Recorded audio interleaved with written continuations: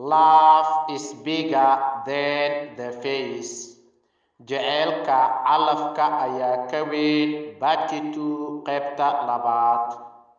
Love is bigger than the face. Jaceylka calafka ayaa ka weyn Part 2 qaybta labaad. qaybteena koowaad waxay noogu dambeysay who will be yay noqon doontaa to that girl gabadhaas ay noogu dambeysay. insha Allah qaybteena labaad aan dhageysano markaa. I don't know ma garanayo, but laakiin what I know waxaan ogahay that my heart in wadnahaygu bambis uu gargaraacma whenever markasta I saw her ayadaan arko. I don't know ma garanayo, but laakiin what I know waxaan ogahay that my heart in wadnahaygu bambis uu gargaraacma whenever markasta I saw her ayada aan arko. B. Try isku day to tell me inaad ii sheegto the truth runta. Who is she ayada yay tahay.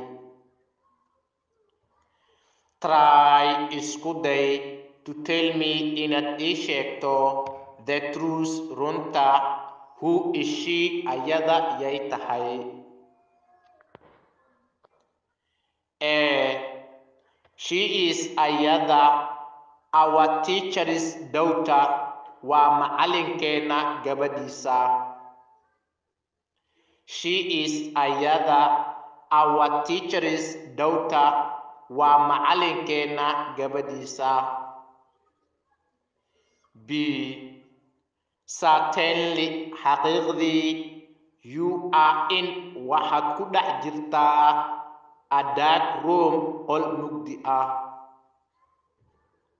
Certainly xaqiiqdii you are in waxaad ku dhex jirtaa a dark room qol mugdi ah.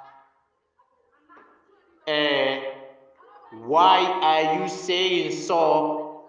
maxaad sidaad u leedahay. Why are you saying so? sababtee sidaas aad u leedahay. B.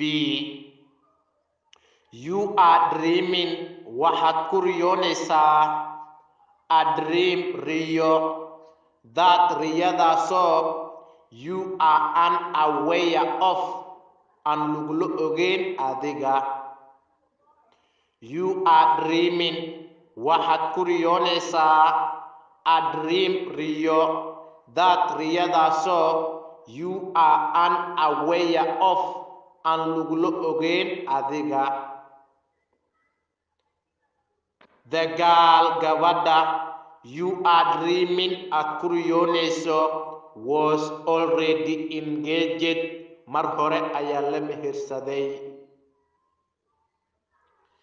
The girl gabadha you are dreaming aad ku riyoonayso was already engaged mar hore ayaa la mehersaday. By whom qof ma an iyo when it happened goormuu dhacay meherka.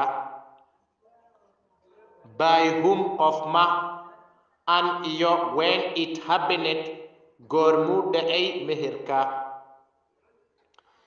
B. Stop crying oohinta jooji. Love is bigger than the face.